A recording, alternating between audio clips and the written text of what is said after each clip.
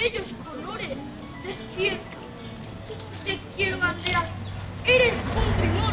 El verde es reflejo de todos los campos, sierras y valles de sus amarantos. El blanco es pureza, también inocencia de todo aquel hombre que gime paciencia.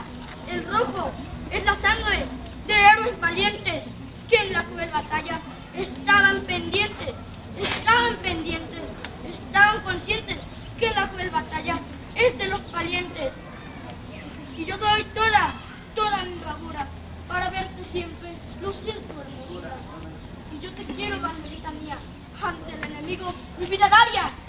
Y si mi sangre, y si mi patria pide que por ti me arroje, que con mi propia sangre tu lienzo se moje.